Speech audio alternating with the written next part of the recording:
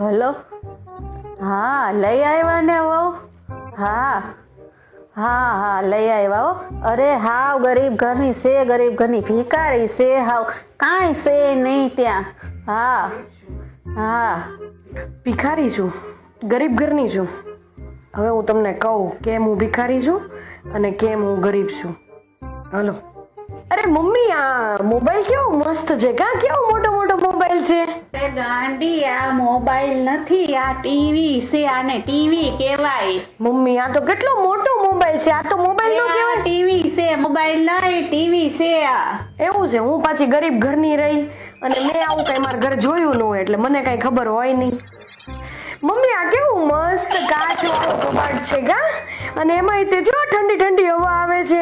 વાવ, કેવો મસ્ત કબાટ છે. અરે આ કબાટ નથી ગાંડી, આને ફ્રીજ કહેવાય. આમાં બધી ખાવાની વસ્તુ મૂકીએ આપણે. ફ્રીજ કહેવાય આને? કહેવાય આને. હા લે, મેં મારા ઘરે આવું જોયું ન હોય, હું રહી ગરીબ ઘરની અને એમાં હું ભિખારી, એટલે આવું મેં કઈ તો જોયું ન હોય. સારું હાલો. અરે મમ્મી, આ કેટલો મોટો બાઉલ છે, આપણે આની અંદર શાક બનાવવાનું. કેવું મસ્ત છે, વ્હાઈટ વ્હાઈટ. આ બાઉલ નથી, આને ગેંડી કહેવાય. આ હાથ ધોવાની ગેંડી છે.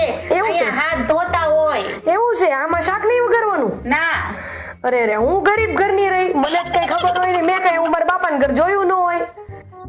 ખુશ્બુ, તું આજ કેમ આમ ગાંડાની જેમ કરો છો? તારા ઘરે તો હારી હારી વસ્તુ છે, ફ્રીજ ને કબાટ કેસો ને. તો મમ્મી, તમને ખબર જ છે કે આના કરતા મારા ઘરે જાજુ છે, તો તમે બીજાને ફોનમાં એમ શું કહો છો કે ભિખારી છું અને ગરીબ ઘરની છું? તમને ખબર જ છે કે આના કરતા મારા ઘરે વધારે જ છે. હા ઓ ખુશ્બુ, મારી ભૂલ થઈ ગઈ. જો મમ્મી, 2025 ની વહુ છું.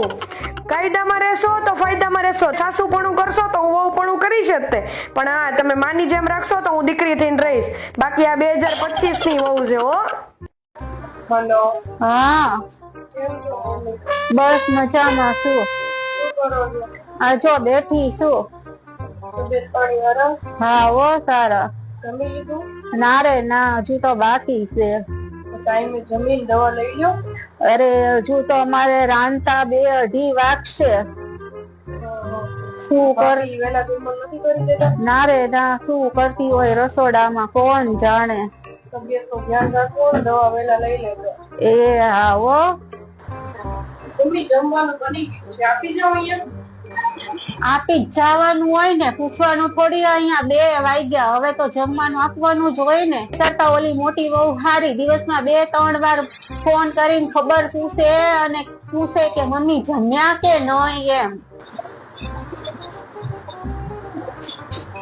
હવે આ ભાભી કરે ને એવું જ મારે કરવાની જરૂર છે. હું ગમે તેટલું કરીશ ને તોય મમ્મીને મારી કદર નહીં થાય. એટલે હવે જેમ બેઠા બેઠા ખાલી ભાભી ત્યાંથી ફોન કરે છે ને, મારે હવે એમ જ ફોન કરવાનો. આ ખુશ્બુ કેમ રસોડામાંથી ફોન કરે છે? હલો. મમ્મી, જમી લીધું? અરે તું જમવાનું આપ તો હું જમું ને.